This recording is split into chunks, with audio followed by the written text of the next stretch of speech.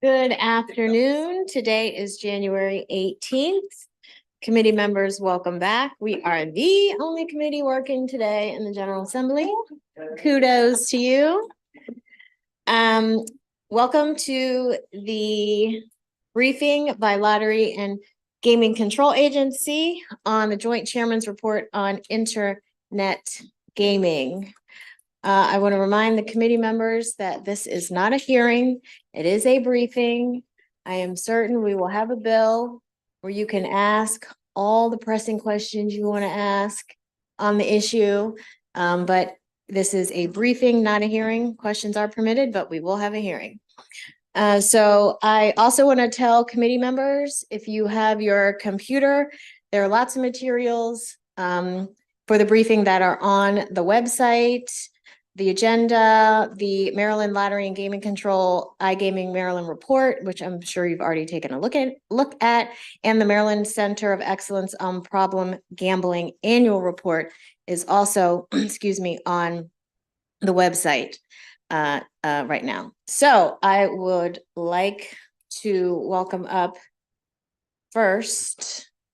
Well, I'll let you introduce yourself. I don't know you, but Director, I'll let you introduce yourself and take it away. Thank you. Good afternoon, Madam Chair, members of the committee. My name is John Martin. I'm the director of the Maryland Lottery and Gaming Control Agency, and I'm very pleased to have with me today from the Innovation Group, Brian Wyman. Brian is responsible for the document that hopefully you've had a chance to preview, and I'm going to step aside and let Mr. Wyman get right to it.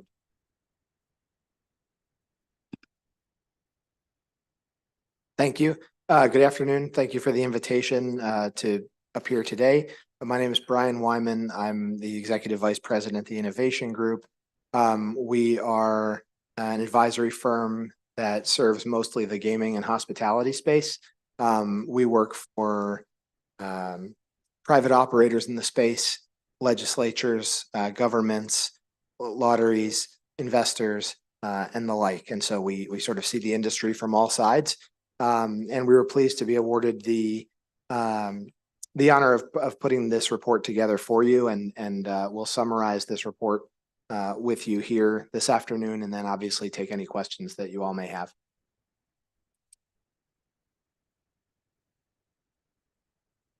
The engagement had 10 tasks for us to respond to. First and foremost, it asked us to estimate the size of the internet gaming or interactive gaming market in Maryland. We'll call that iGaming for short.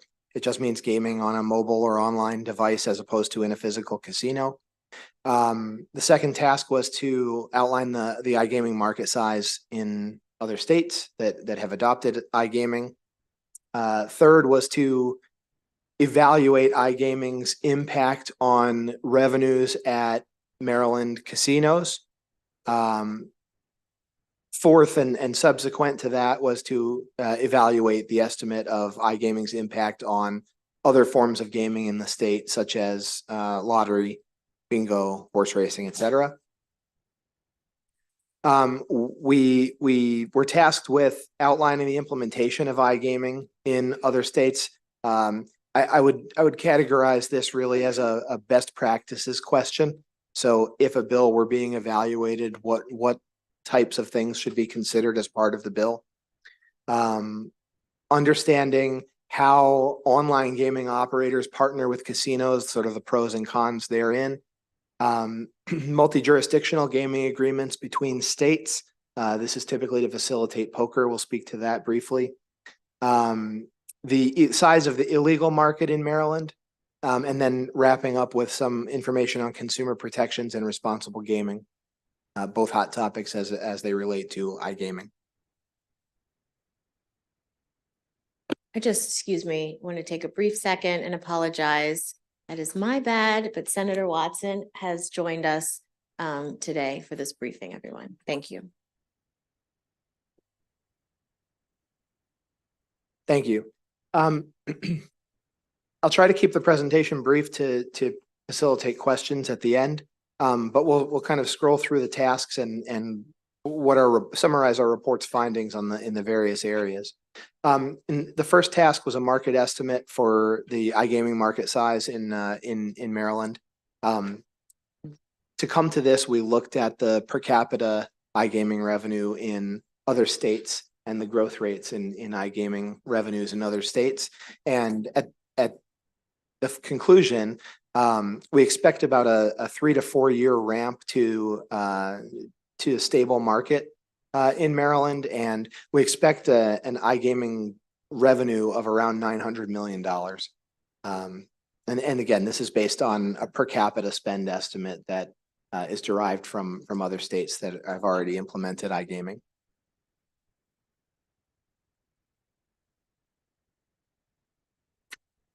We presented a table here that you all have. I won't belabor it, but it shares the market size for iGaming in other states. New Jersey is the clear market leader, although Pennsylvania and Michigan have been playing catch up since their recent launches.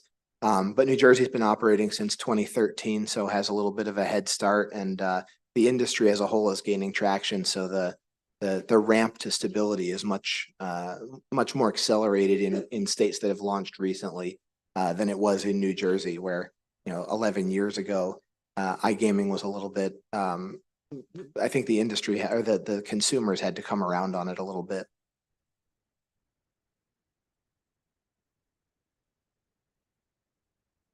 When it comes to the impact that iGaming has on Maryland gaming revenue, excuse me.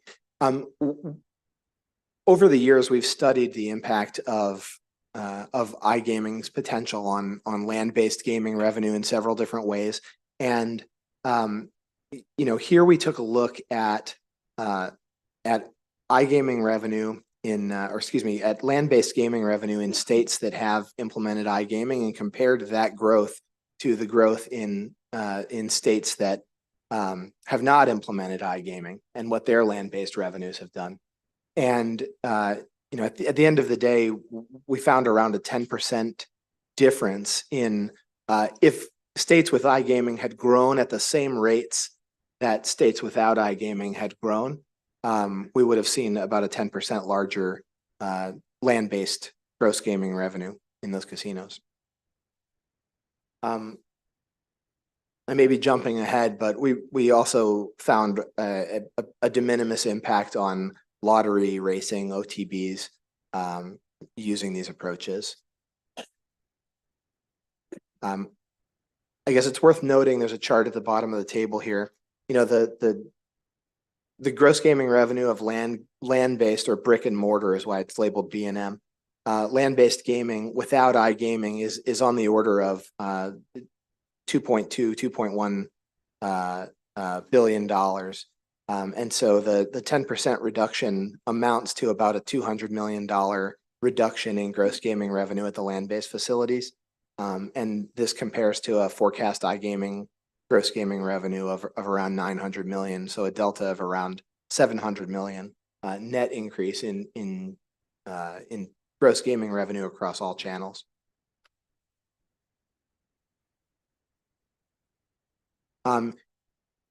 Since the report was submitted, a question had arisen about the anticipated labor impact, and if revenues had reduced 10%, what would be the impact on labor?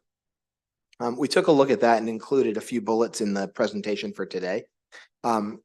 It's important to understand that casinos have labor that's fixed and labor that's variable.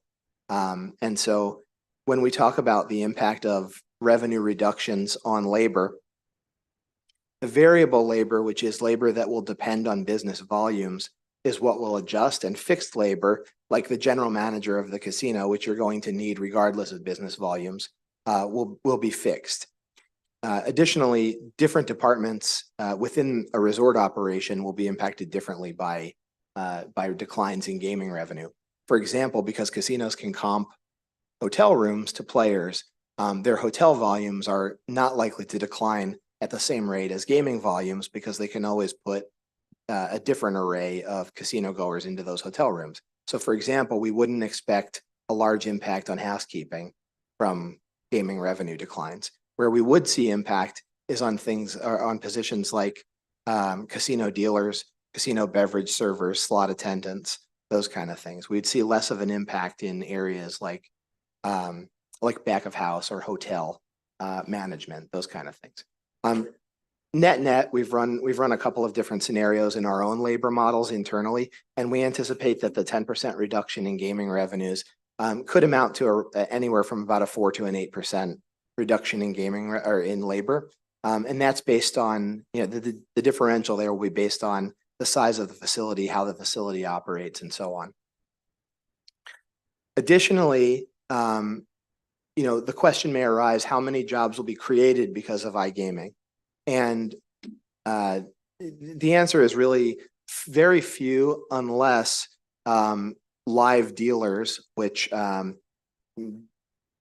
of offerings today often include, for example, playing online blackjack, which instead of with electronic cards, they have a video of a dealer dealing live cards.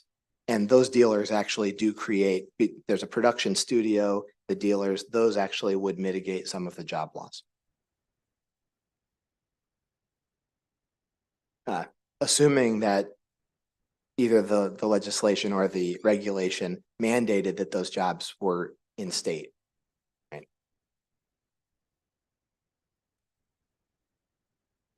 Okay.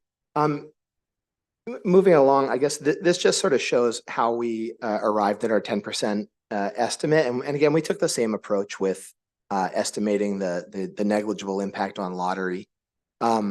We took an average of the states that actually offer iGaming right now. So Connecticut, Delaware, Michigan, New Jersey, Pennsylvania, West Virginia, and their growth from 2019 levels to 22 levels was minus 8% if you aggregate the 6 states together.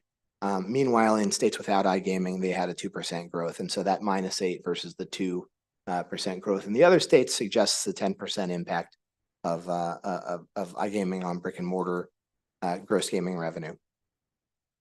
And again, this approach, which netted the growth by population growth and GDP growth in the state, that's where we arrived at the 10% number.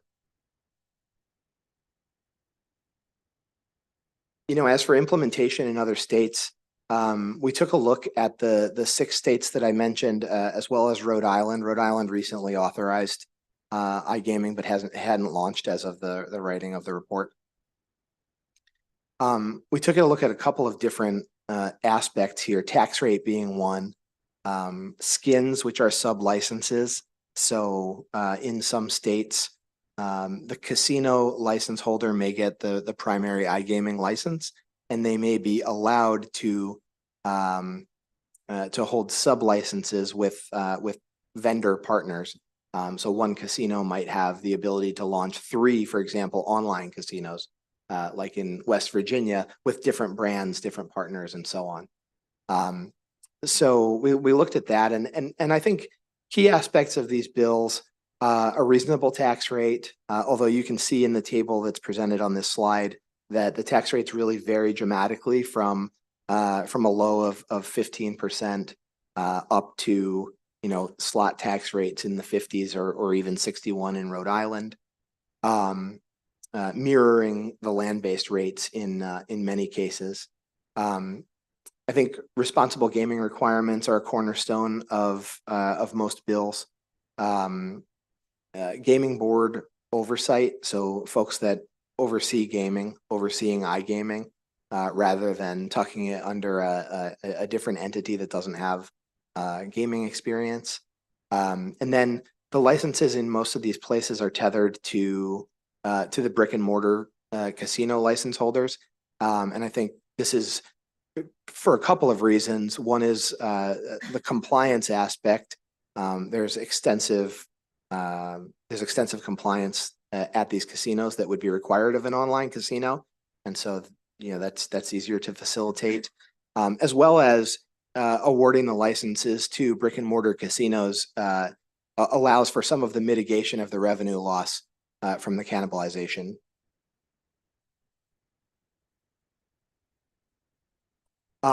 We, as part of our research, spoke with a few dozen stakeholders in the state, ranging from casinos to iGaming operators to bingo halls.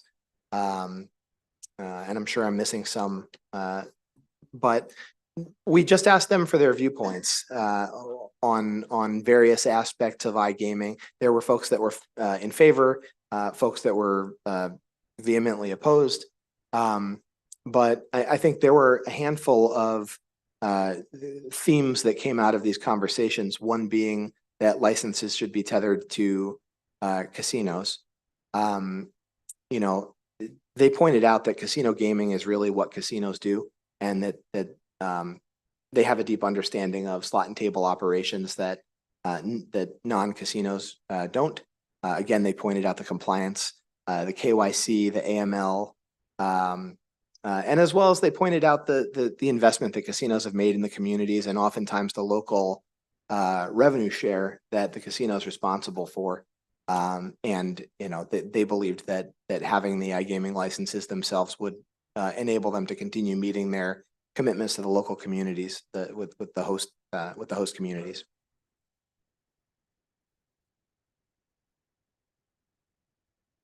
I've spoken briefly about skins or sub licenses. The way that these work, and this is solely informational, is in a multi-skin market. So if a license holder gets 2 skins, let's say, oftentimes what happens is the casino, again, in most cases, the license holder is a casino, will take their 2 skins and they'll go to market with one online brand that mirrors their land-based brand.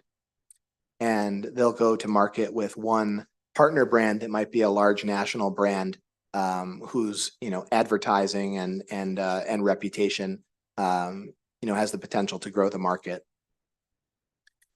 When we spoke with operators, casinos, and so on, most of them believed that 10 was around the right number of brands to be in the iGaming market. So a common suggestion was, licenses for the 6 casinos and 2 skins apiece. Again, this is their viewpoint. When we look at markets, we tend to see 8 to 10 brands taking up more than 99% of the market share. And so this 10 number is actually a very reasonable baseline based on empirical data. Once you get to 11, 12, 13, folks are capturing really minuscule pieces of the market. For comparison, we have a chart at the right that shows how many skins per license holder are in the other states that have launched.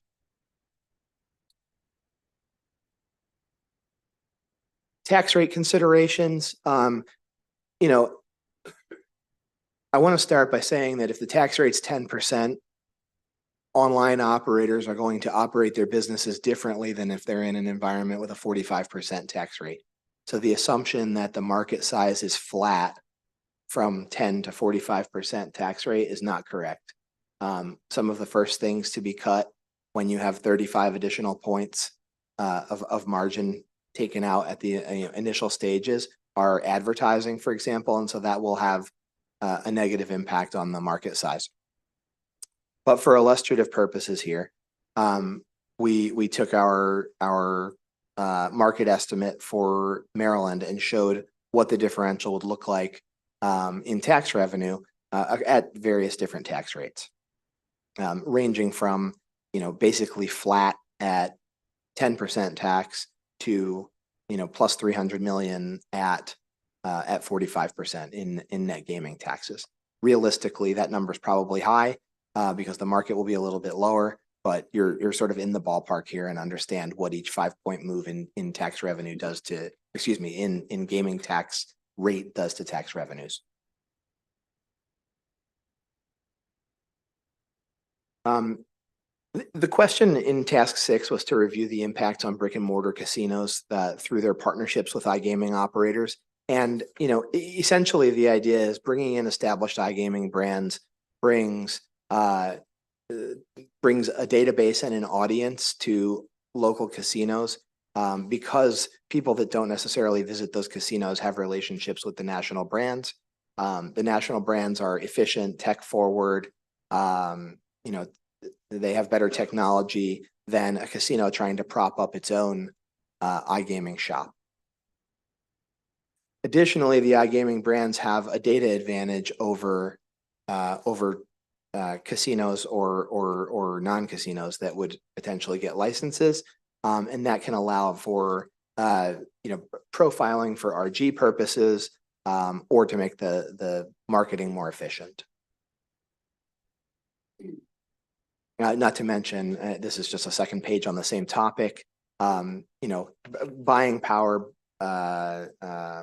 media partnerships and sponsorships that could be nationwide rather than just local. On the other hand, there's a drawback, which is that if you partner with an iGaming brand, it's a national brand, and the economic benefits of iGaming, many of those economic benefits leave the state.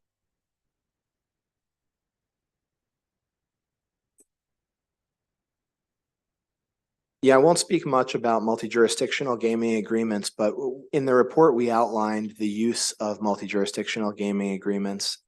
There's one in particular, MSIGA. It's the primary agreement of relevance here. It facilitates online poker player pooling across multiple states. And, the idea in poker is that you need more players to create a robust market. One state's players playing against only players from that state poses challenges. You won't have games at certain times of the day and so on and so forth. So at least a national, if not a broader agreement makes sense. And the one note that's relevant to iGaming, not poker here, is that the interstate agreement can also facilitate, large jackpots on games between states, much in the same way that, you have an agreement about Powerball, for example.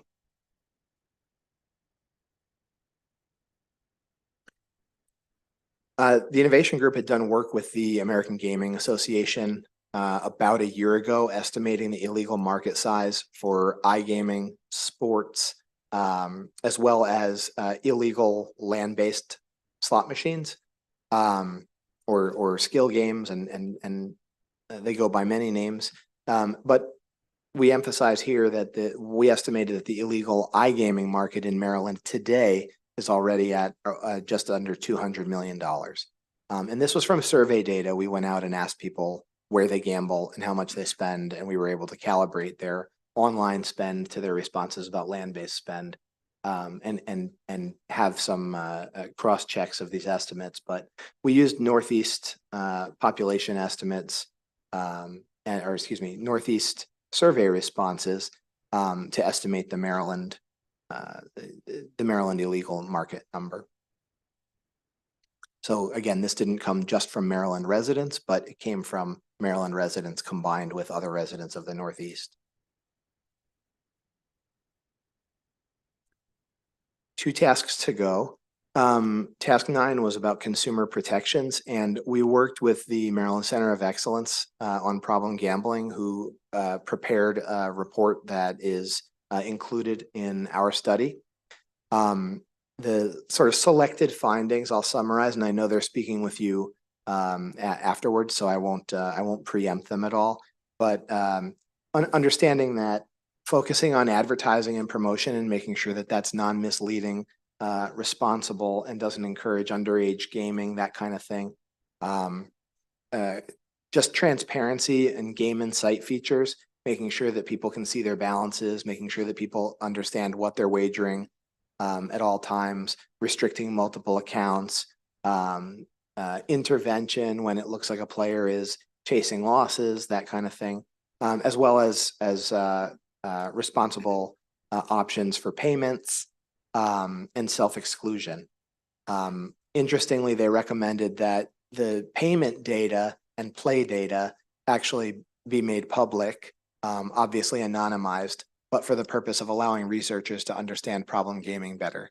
And I'll let them speak more to that in a few minutes. And lastly, we talked about responsible gaming and funding, and we looked at national data about public funding for responsible gaming. We actually reviewed per capita and overall responsible gaming spending, mitigation spending across all of the states. But in this presentation, we highlight the 6 iGaming states that have launched. And you can see that the per capita funding here ranges from 47 cents per capita in New Jersey up to, and per capita, I mean per adult 21 plus here. But anyway, and Delaware spends $1.84 per capita, and that's the range. If you take a weighted average of this by population, you get about 70 cents per capita is the usual spending. Maryland spends 91 cents per capita already in problem gaming, and with annual funding, and this is according to a report from the Council on Problem Gaming of around $4 million.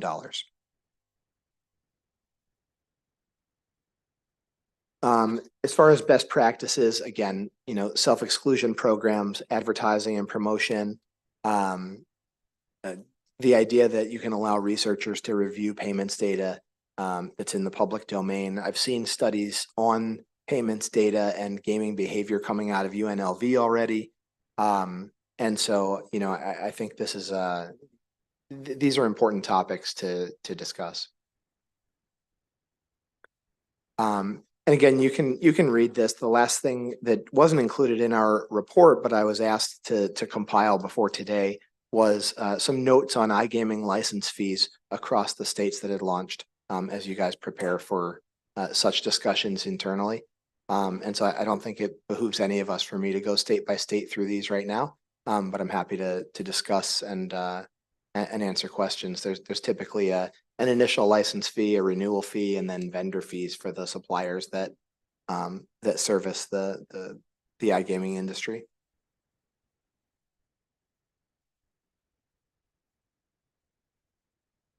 And again, I want to thank you all for having us today, and I think we have plenty of time for questions at this point. Okay, questions? I will start with Madam Vice Chair. Thank you so much, Madam Chair, and thank you for this presentation and the research. It was certainly comprehensive and very helpful for you to break it down for us today. I just wanted to unpack a little bit more around the impact on labor and also on some of our physical infrastructure investments when it comes to moving to iGaming. It sounds like from your presentation, iGaming won't create jobs, but it will likely eliminate some jobs. And I wanted to go a little bit deeper on some of that impact. You talked about a potential 10% increase in the in-person revenue.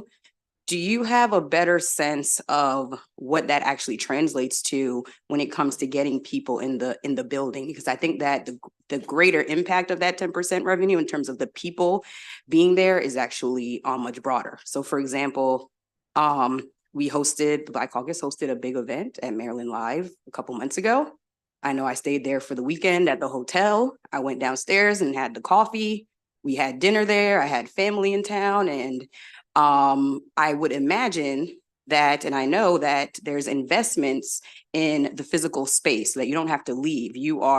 Once you arrive, whether you're gambling, you're there for an event, they've invested in ensuring that there's everything you need that's there. And there's a concern that when you have less bodies there, what does that mean? Not just for revenue, but in terms of our casinos investing in the physical space, physical infrastructure that also brings in jobs and also helps build up the entire community around there in terms of economic development. So can you go a little bit deeper into both labor, both getting people in the building, people spending money, and just the overall impact that we might be concerned about? Sure. Thank you for the question, Madam Vice Chair. All of the things you said, I agree with. We have an estimate of a 10% revenue reduction, which again may not mean that their 2024 revenues look like 10% lower than 2023, but it looks like 10% lower than what their 2024 revenues would have looked like with the anticipated growth, right? So anyway, when we look at it later, we have to keep that in mind. As it relates to resort revenue, ancillary revenue that's non-gaming, I agree that a reduction in visitation to the property would naturally result in a reduction in non-gaming spend. I think that immediately applying the 10% reduction to other areas of the business isn't the right approach, though. I think that, first of all, again, we talked about hotel before. So the property, the resort, will do what it can to bring more bodies into the resort. So like it uses things like hotel comps to make sure the rooms are full. And that's somebody that might not have been there on the weekend anyway, and somebody that might not have gone down and gotten the coffee or the pastry or the buffet, right? And so I think there will be some things that the casino can do because they already yield their casino floor and their hotel. They make sure that their hotel rooms are filled with the whether it's at a cash rate or whether it's with gamers, they make sure their hotel is filled with the best, consumers that they can every weekend. And if we have a reduction in visitation, even if it's property wide, aspects of the resort will remain busy. But yes, absolutely, there will be a reduction in non-gaming revenue. It'll just be less than 10%. Similarly with labor, again, the report estimates around 4 to 8%, and I think that can vary property to property. It will be different at a large destination resort than a small, more local type casino, just based on scale and how their resort is structured. Ones with large hotels, many food outlets are going to operate a lot differently than casino resorts with, without a hotel or with one food outlet. And so the effects will just be different across the board there. So I don't think that I'm prepared to say, food revenue will go down by X%, labor will absolutely go down by Y%. But I think directionally, that's exactly correct. That we will have a reduction in bodies. And I think that consumers' behavior when they go to a casino will roughly remain the same. And so with a 10% reduction in revenue, we would expect to see a similar but not quite there reduction in visitation. Brian, why don't you also address the potential mitigating factors with the new job or opportunities on the studios? Yeah, thanks. I guess as I was wrapping there, it occurred to me that this was a problem in Las Vegas as well, where I live, and as regional gaming proliferated, there was a concern that this would be a death knell for Las Vegas, and of course that hasn't turned out to be the case. Las Vegas is still a huge entertainment destination. In fact, what Las Vegas has done as gaming revenues have declined is increase the focus on resort amenities and becoming an entertainment destination. And so I would expect that, many of the companies that operate casinos in this state are dynamic enough that they will create the energy through innovation to bring people to the resort. It's just a different experience. I mean, playing online craps is different than holding dice in your hand. And so these resorts will always have a place as a destination entertainment resort. To Director Martin's point about job creation, and thank you for raising that,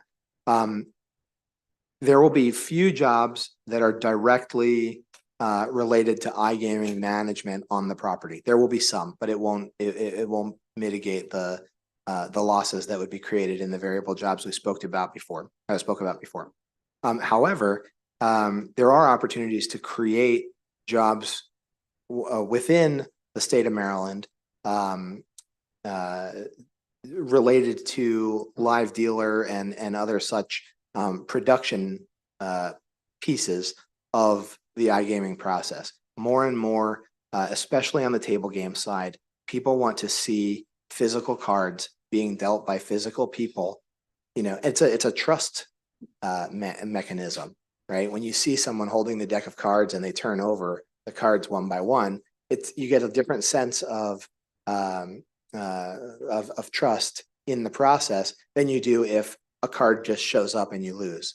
And so what iGaming companies are doing is creating these studios which have live dealers on video with cameras overhead to track the cards. And that way the players that are playing, even if they're playing on their phone while they're on the train or from home, they can actually more emulate the experience of being in a casino. And so that is a source of job creation that is substantial because of the production efforts and because of the physical dealers required.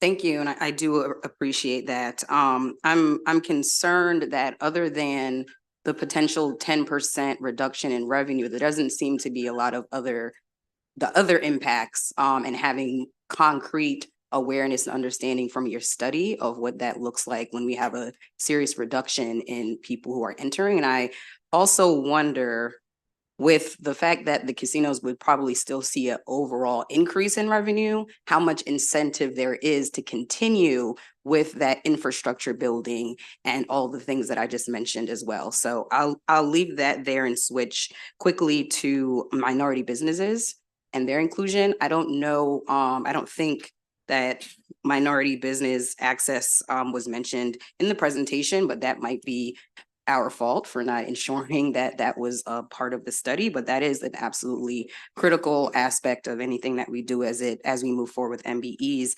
And I wanted to better understand, when you talked about 8 to 10 companies that make up nearly all of the market around iGaming, can you talk about what that looks like in terms of women-owned, minority-owned businesses, and what that looks like in terms of access, that those 8 to 10 companies that you said make up the market?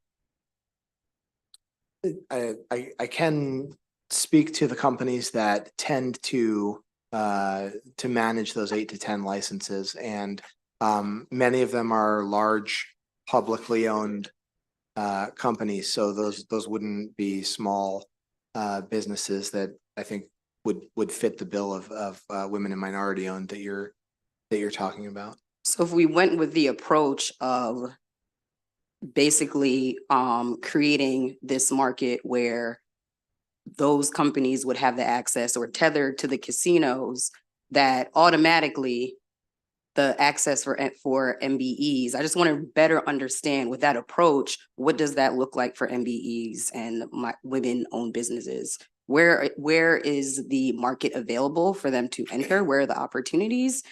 And you did mention these 8 to 10 that make up the entire market share. And I want to be clear that if we create an approach where those are the folks that are taking over and starting out, that what does that mean for our MBEs? And perhaps I'm not understanding it well, but if you could please explain that, thank you. Sure. I mean, I think, you know, in most states that have enacted iGaming, the focus there in the legislative process has not specifically been to support women and minority-owned businesses, and so I think that if that's a goal of the legislature here as it thinks about its bill, you know, I think there are entry points in the process for women and minority-owned businesses. If that's the goal of the I mean, this policy decision. Yeah, so I'm just asking what those entry points are, and then I'll conclude. Sure. I mean, I think that the Maryland enacted legislation to this effect as it related to sports betting, where women and minority-owned businesses were granted sports betting licenses. You know, in iGaming, it's a little bit different than sports, just given that casino gaming is considerably more complex. And, you know, again, we sort of started with the statement that across the states that have enacted iGaming, casinos are the ones that get the master licenses. Of course, that doesn't have to be the case, but that's the case in all of the other states that we looked at. And then, you know, the opportunities for non-casinos to participate in the process whether that means FanDuel or DraftKings, or whether that means a women and minority owned business, start to come in at when you introduce these sub licenses. And so again, there will have to be a policy decision made about who would, be the best stewards, I guess, of these sub licenses as they're introduced from a compliance perspective and from an operational build the market perspective. What might happen if you had a non-casino business, whether it's women and minority owned or not, that was granted a sub license, almost certainly that business, just like the casinos, which have considerably more casino experience, would take that license and contract with a national provider to create an online brand and bring it to the state of Maryland. But the economics of that to the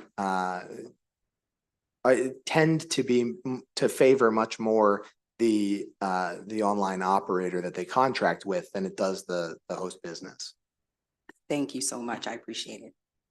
So everybody has questions, and I think it's great. This is a hot topic for this committee, but I just want to remind the body and for anyone listening, we do not have a bill before us. So a lot of these things will be policy decisions, like how, if this body decides to move forward with iGaming, how we issue licenses, who gets those licenses, what the fees will be, all these things.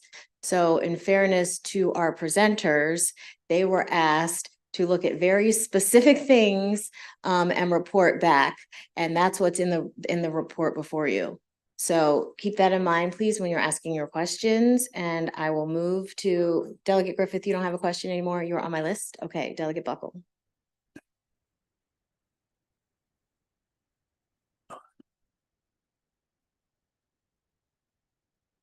The magic has worked. Thank you.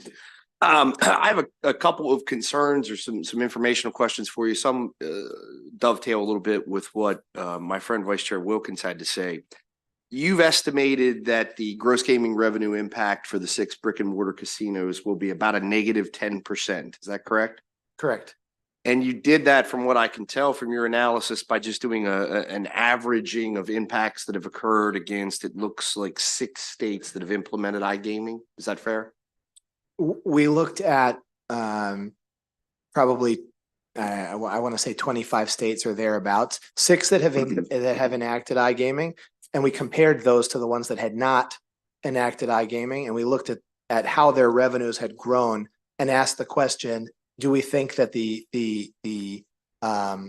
launch of iGaming had impacted the growth of those of the gaming revenue in those states? Yeah. So your slide, I'm gonna just make sure. So your slide, page 7, that has those 6 states. There's also, it's not indicated in there, but there's also a regression analysis of other states and how they impact. There's an analysis of the growth rate in those states versus what we saw in states that did not have iGaming. That's correct. In some states, though, it would be fair to say, have suffered a higher than 10% net gross gaming revenue. Like Connecticut 14, Michigan 14. There are places that have suffered more. It's not been a uniform impact from iGaming on every state's brick and mortar casino. Well, I think in all of these cases, it's difficult to attribute any change in gaming revenue specifically to iGaming, which is why we aggregated across the iGaming states and the non-iGaming states. Because, I mean, this is getting a general sense without being able to look specifically at player behavior, for example, at any given casino, which that's proprietary and I wouldn't have access to. But the fact that one state declined by X% in gaming revenue, I don't think that it's fair to attribute that, nor would it be fair to attribute the growth in some states that grew specifically to iGaming. So, and the lottery director is free to address this. You may have more information.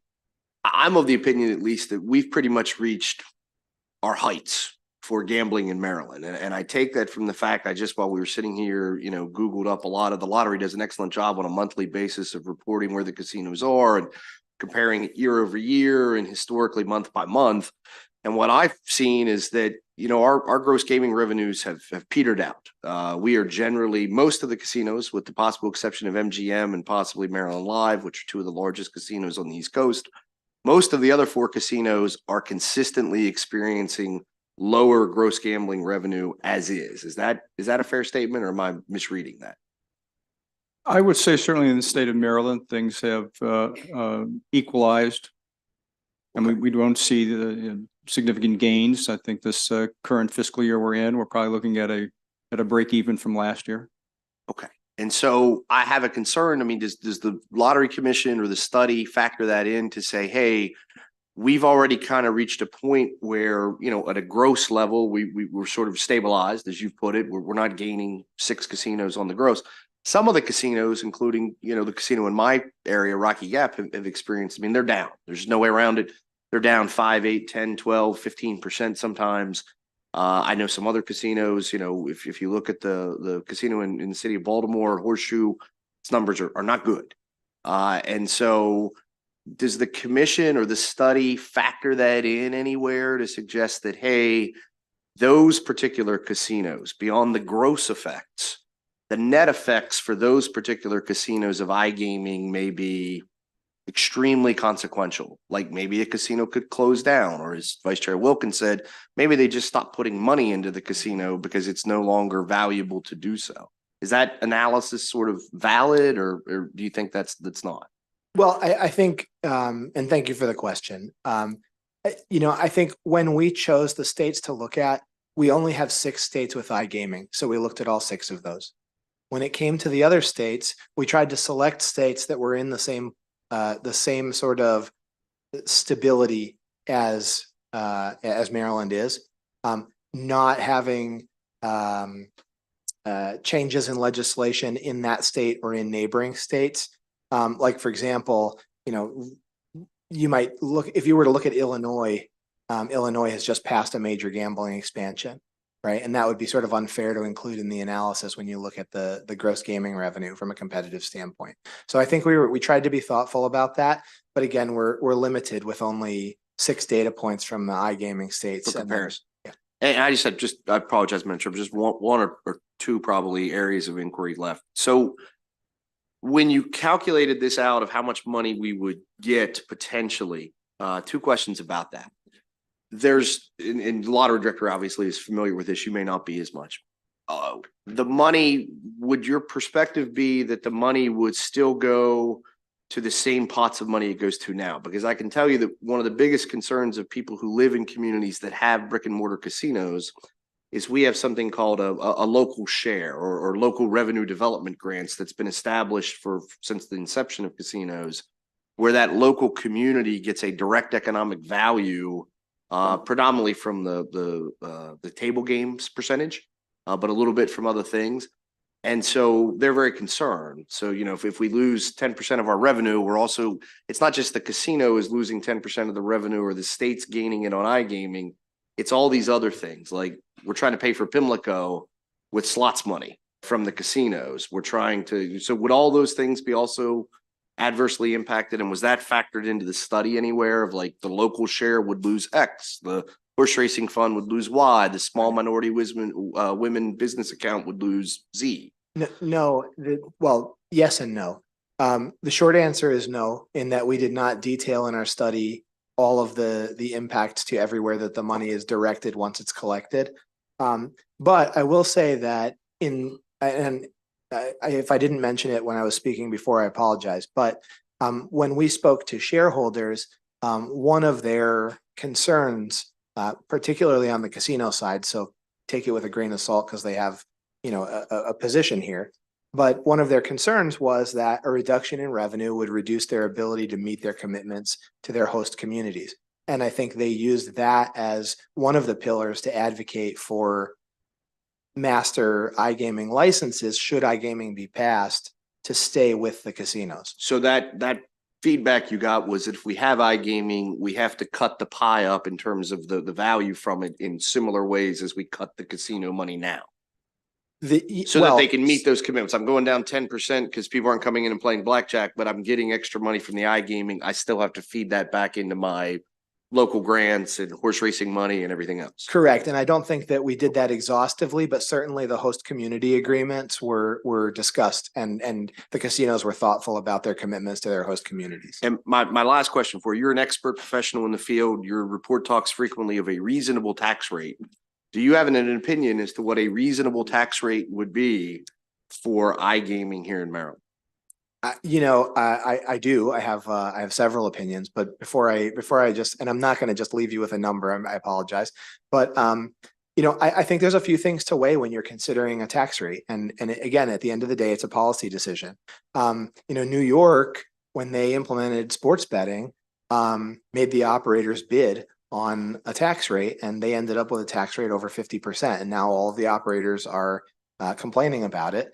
And, it's Be careful what you wish for. right. But I mean, it works in New York because it's a special case. Like the operators are mostly already operating in New Jersey. They have significant media spend already in the New York City market to capture some of that in Northern New Jersey. And so the 51% won't feel like 51% to them because, of something that's specific to that market.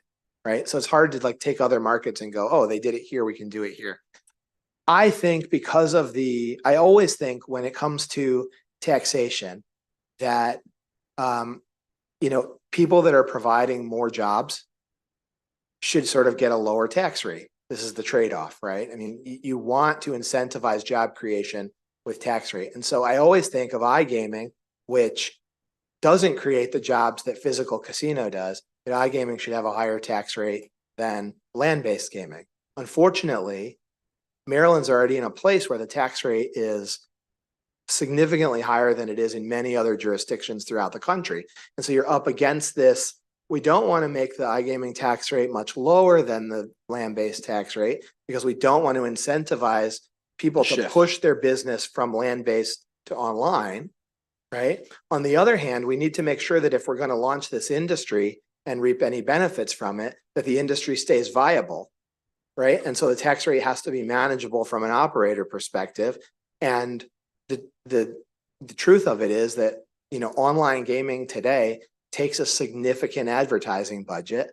And so you've seen in sports betting, the major operators publicly traded, this is all known, were upside down for quite a long time. And that's in jurisdictions that didn't have a 50% or 45% tax rate. Right. And so these are the kind of things that I think about when I think about what a reasonable tax rate is. If you ask all the operators out there, they'll tell you 15 to 25% feels good for us, right? I mean, these are the online operators, the names of whom you know well. But given that the rates here are significantly higher, I think it's a difficult question to answer. And but those are the things I think about in that question. I appreciate that. That gives us something to think about. Thank you. Thank you, Madam Chair. Thank you. And again, we are going to have a full-on hearing when we have a bill. This is a briefing. And just to be clear, I was not chastising my very good friend in my soror and my Madam Vice Chair. All the issues that she is concerned about, I am concerned about as well, just as we did in cannabis. And I'm sure as Chair of the Black Caucus, she'll be participating should we have a bill. With all that being said, this is a briefing. Delegate Ebersol. Thank you, Madam Chair. Appreciate the thoroughness of this. And Director Martin, it's good to have you here today. First of all, a real quick question. Did any of these states institute a partial iGaming or ramp up from a partial iGaming when they went to it? In other words, did they allow some games? Let's use poker as the example. Did they start off with internet poker and then move through the years toward a more complete iGaming portfolio? That's a good question. Certainly Nevada has only authorized poker. The casino industry has opposed broader iGaming expansion in Nevada. And so we only have poker in Nevada. I'd have to think about the other states a little harder to remember when they. Well, are the rest all full slate? Every game that's offered at the casino is also offered online right now, the other 6 states?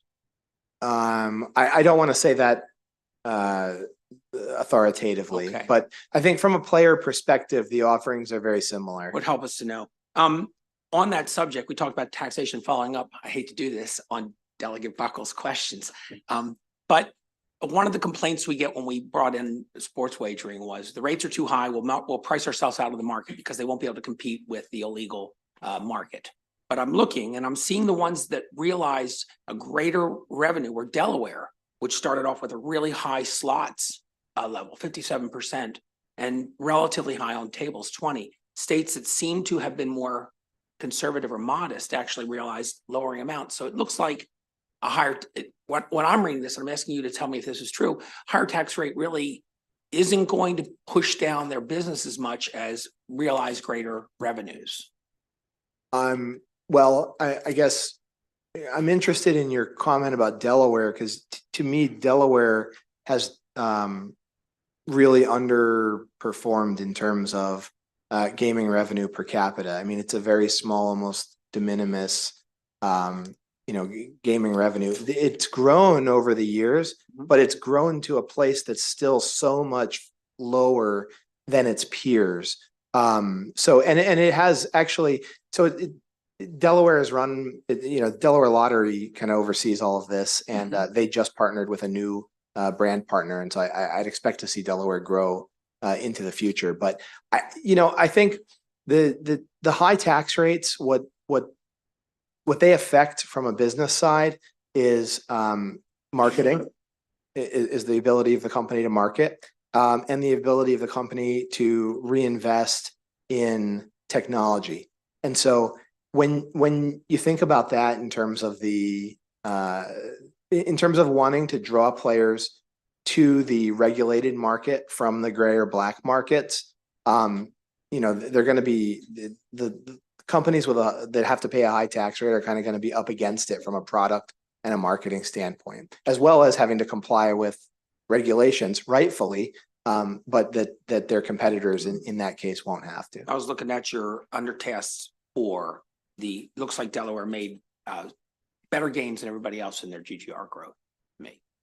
On a percentage basis. Yes. Yeah. On a percentage basis. Well, yeah. But and just understand that they're growing at some larger percent of a very, very, very, very small pie. Okay. On a per capita basis. You would not want to model your revenue growth or revenue after Delaware. Well, okay. Thank you for that. With apologies to my friends in the state of Delaware. Yes, for sure. The last question, this is a slightly different one.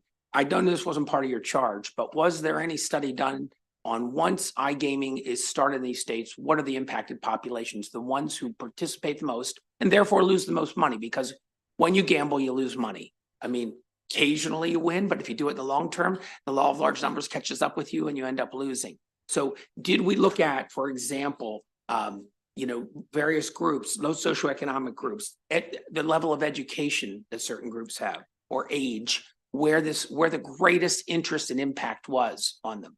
Well, the short answer is no, that study wasn't conducted, and we wouldn't have had the data available to do that. However, we did speak with online operators throughout this process who have said that since the implementation of iGaming, their online databases have gone more or less from crowds that look like sports bettors, so skewing younger and more male, to crowds that look more like your casino database. And today, most of them say that their online casino database looks an awful lot like their land-based casino databases. And this is largely a function of their ability to advertise. They looked like sports bettors in the beginning because the people that they could market to were the sports bettors that were already doing online sports with them. And over time, over time, they've worked with their casino partners, the license holders, to market more actively to the casino goers. And so the database has, at least from a look and feel, age, demographic perspective, looks an awful lot. And again, this is anecdotal, but looks an awful lot like casino databases. And I'm certain that studies have been done about land-based casinos asking the same question. Over time being 2 years, 4 years, 5 years until you see that leveling? Oh, the conversion of the database. I Yeah. think if you launched today, they know enough about online gaming that the database would look like a casino database relatively quickly. Thank you. Thank You're you, welcome. Madam Chair. Thank you. And to Delegate Ebersol's question about the spectrum of gambling offered in other states on page 12 of the report. And for those listening, Delaware has allowed online poker slots and table games. New Jersey offers the full online experience, slots, poker, and table games. Nevada, as we heard, is just poker. Pennsylvania, poker, casino games, daily fantasy, sports, and sports betting. They just authorized. West Virginia, you can apply for a permit to offer online poker and casino games. Michigan, online poker and casino games. Connecticut, they don't have commercial casinos, but the tribal casinos can offer online casinos, and Rhode Island online slots and table games. And that is in your report. Delaware, Delegate Feldmark. Thank you, Madam Chair. And Madam Chair, I will try to remind myself continually that this is a briefing. I do have a few questions, and I understand in terms of the ancillary spending and sort of following up on the Vice Chair's questions, that looking at the lost revenue in other areas of a casino business outside of the actual gaming may have been beyond the scope of your study. I think that's a little unfortunate that the scope didn't include that, because I think it's a big part of an important part of the picture as we look at this.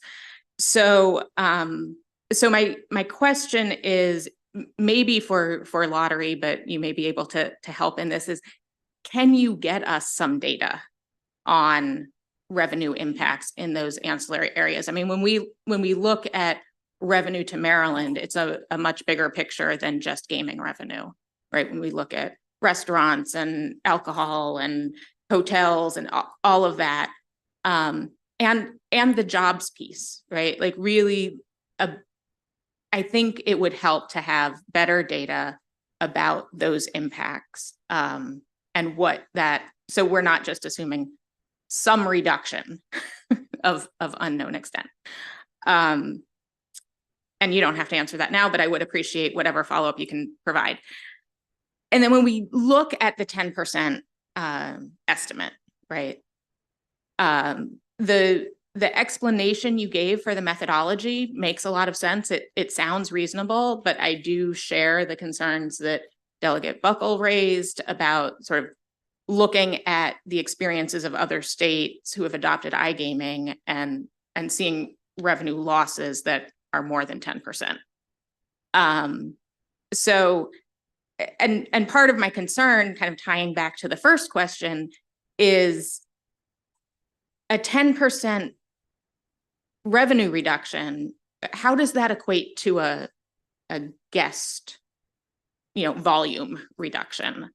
I don't know the specifics, but I'm pretty sure the revenue to guest ratio is something that's pretty skewed in a casino, right? When we think about the whales and other things I've learned about in this committee, so I think that when we look at how that skews, that 10% really doesn't feel comfortable for translating into other revenue reductions. So if you can if you're able to address that at all now, that would be great. But if not, just a request for some additional data. Well, again, I'm not sure if that's directed to Director Martin or to myself. It was not in the scope of this conversation, and really I can only speak qualitatively to it, and I think I would be repetitive with what I said before if I did. I will say two remarks.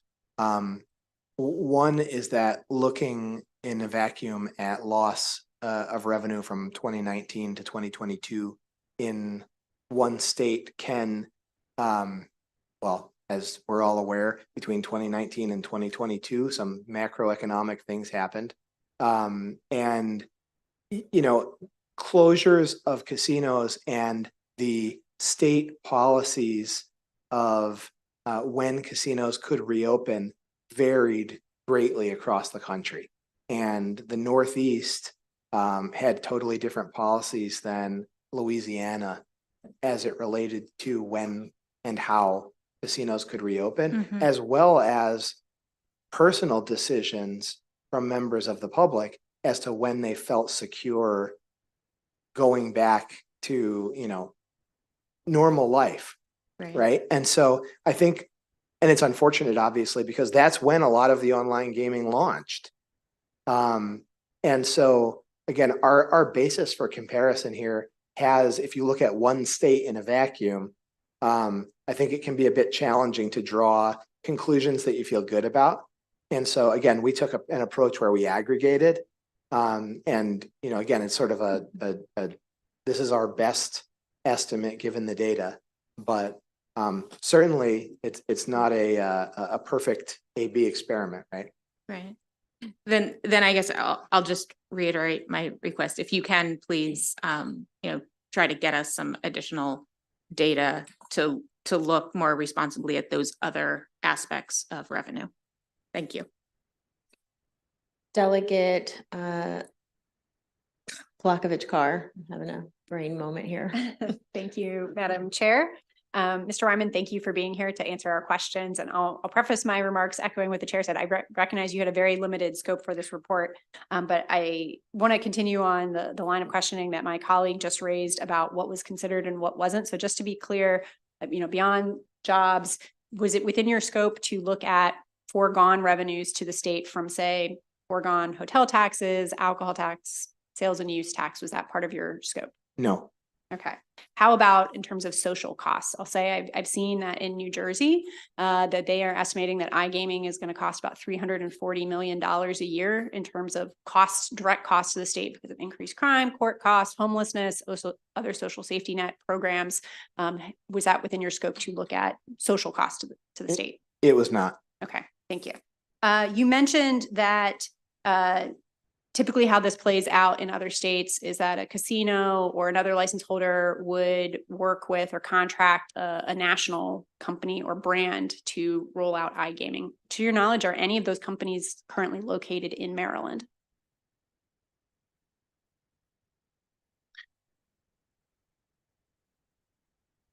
Well, Cordish has launched iGaming under its Live brand in Pennsylvania, and that's a Maryland company. Okay. That's to the best of my 15 seconds worth of thought. That's the example. All right, thank you. And I actually do have a question for Director Martin that is not directly related to this report, but is related to iGaming. Director Martin, as you know, we have exchanged some correspondence in recent months about the voluntary exclusion program, and specifically about a recommendation that came from the Office of Legislative Audits to the Joint Audit and Evaluation Committee, which I serve on. That was having to do with folks who have already self-identified as having problem gambling behaviors or addiction, to change from an opt-in to an opt-out program in terms of getting contacted by a recovery specialist. The Center of Excellence on Problem Gambling and the Department of Health, so our public health experts, agree with this recommendation from the Office of Legislative Audits. But from our most recent correspondence, it appears that the lottery still does not want to make that change to the voluntary self-exclusion form. I'll say I have pretty big concerns that if we are entertaining an expansion of gambling in Maryland, that we are not even taking common sense steps that don't cost any additional resources to help people who have self-identified with having problem behaviors. So I would just ask, could you please, speak again with the folks at the Department of Health and the Center of Excellence about kind of their rationale for supporting that recommendation? Be more than happy to follow up with them. Thank you, Delegate. Thank you. Delegate Hartman. Thank you, Madam Chair, and thank you for the presentation. So I represent a rural area and we have a small casino, so the job loss would be very concerning. You had mentioned job growth for iGaming, which I assume would be very minimal. But you had mentioned like dealers being televised. So would that happen locally? Could you tell me if those jobs would be in my rural county? Would they even be in Maryland? Would they even be in this country? Thank you, Delegate, for the question. I guess the short answer to that is, if you, as a legislative body, mandate that they are in your jurisdiction, then they will be. But absent any sort of mandate from you all, I would doubt that those jobs would appear here. But again, you can certainly create that as part of the legislation. So without action from this group addressing that, we would have the job lost and none of the potential minimal effect of growth of any kind from iGaming. Well, so I would say that you're going to get 1 or 2 jobs at a casino from implementing iGaming, unless you take steps to ensure that things like a live dealer studio are located either on the casino or in the state or something like that. Okay, thank you for that. And then the last part of the question, you had mentioned some loss to existing development, ancillary businesses and so forth. Now, I think there's like 3 of the casinos that were talking about development with different kinds. One was mentioning expansion, another is looking at building a hotel, and another, I think Horseshoe is developing an entire area. The street there along, was it the walk? So they're developing that entire area. Would that development could be impacted? One told us already, if this happens, they're not expanding. So would part of your study, or did it even look at the additional loss to the state of those construction jobs, additional revenue, additional jobs outside of that are being lost that haven't even been created yet? Yeah, thank you for the question. No, the study didn't contemplate specifically, estimating any losses of potential expansion or anything like that related to the casinos. I will say, though, that again, I think we spoke about it before briefly, but I think that as gaming revenues reduce, and when they have in other jurisdictions, and again, Las Vegas being an example, what casino companies have done is rely on the fact that, yes, we're a casino company, but really we're a hospitality brand, we're a hospitality company, and we provide entertainment in a variety of ways, whether it's hotel, F&B, entertainment. And so they these ancillary developments actually bolster, rather than they're overly hindered by the loss of casino visitation. But the actual brick and mortar expansion, you would agree that, a project like that, you can see easily being canceled. I think that that's going to be a case by case basis. I think if their plan is to expand to add more slot machines, certainly that would be impacted. If their planned expansion was to add an entertainment district or an amphitheater, our company does economic work for a variety of companies across the globe. And we've been seeing an awful lot of folks interested in adding entertainment venues and trying to diversify the experience and make it less about, I'm a casino and a casino only, and more about I'm a place to come and spend the weekend. And so I think there's an industry shift going on. So I don't want to say for certain that, all expansion projects will be canceled and that it's a total doom and gloom scenario. But I agree with you 100% that adding slot machines will be off the table, at least for in the short term, until they can reevaluate. But I don't think it's a coincidence that the wharf is built around Horseshoe. And if we're bringing less people, then I think there could be concern as to the viability of expanding that project, even if it is entertainment. So, but I certainly agree with the concern. Yeah, I appreciate the answer. Thank you. Delegate Hornberger. Thank you, Madam Chair. I have a iLottery game question. Is now the appropriate time? This briefing is on iGaming. Okay, thank you. Oh, you waited all that time for me to tell you. Delegate.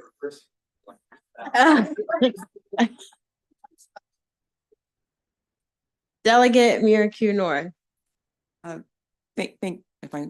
Thank you, Madam Chair. My question is on iGaming. So on page 15, was kind of stuck on your explanation on the illegal iGaming and how you came to the estimated Maryland illegal gaming revenue. Can you speak more on the quantitative research that was done to get to that number? Yeah, absolutely. Thank you for the question. Sure. And this is a year ago, so bear with me. Right, sure. But yeah, no, we conducted a nationwide survey of gaming behaviors. We in our research, we were trying to do a few things. We were trying to figure out how many what the AGA would refer to as illegal slot machines are out there. These are devices that may look and feel like slot machines, but may, for technicality reasons, not qualify as slot machines, but that are unregulated throughout the country. We wanted to understand players' behavior in online environments for slots and tables. And we wanted to understand players' sports betting habits, both in legal and illegal venues. So whether it's a bookie or whether it's with an online site or whatever. We surveyed well over 5,000 folks throughout the country and took a look at their, again, gaming habits. And again, we asked them about legal and illegal. And we were able to calibrate their responses to what the known legal gaming markets, right? So if there was an overstatement or an understatement across the board of behavior, we were able to calibrate for that. So that was taken into account. And at the end of the day, we looked at spend behavior and participation rates state by state in what would be illegal in their state iGaming, and use that calibration to the land-based gaming to estimate the illegal iGaming market state by state. And we collected, because, you know, with 5,000 responses in 50 states, we're talking about 100 responses per state, more or less. We used regional data to arrive at our statewide estimates, but the data was fairly tight in the region. So I'm not sure if that answered your question. Yeah, no, I just wanted to have you walk me through it. So the Northeast region consisted of how many states? I would have to get back to you on Okay, that. no Yep. problem. And so I think you've answered my question with your explanation, so I'm gonna leave it at that. Thank you. Thank you. Delegate Miller.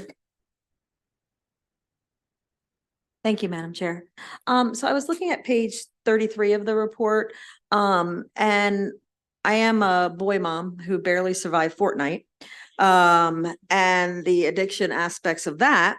So on page 33, and I was confused by one of your earlier statements. It says attracting a younger set of consumers is a large benefit of iGaming, and for decades, the gaming industry has struggled to attract young people, and casinos have seen an aging database. Online casino and sports bettings have brought about a resurgence of interest in gambling, and particularly with sports, and have brought gambling into the media and pop culture. So that is a big concern as mine, because then, and it was just given a slight line, concerns were raised about the access from underage persons, since player ID verification is typically only done at account setup. And then my other question about that is there a way where you're catching like fake IDs or false IDs or something along those lines if someone was, so I'm very concerned about that aspect of how iGaming would impact our population.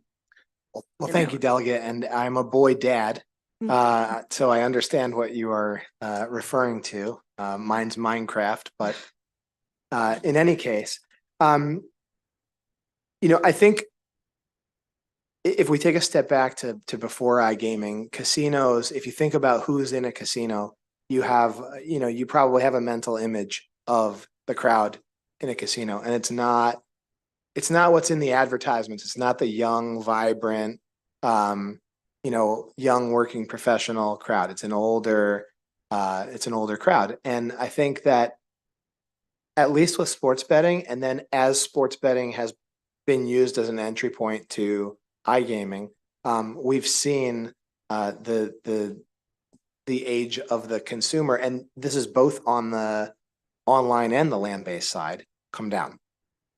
And so I think as somebody who's been around the industry, I can say that we're not very technologically forward.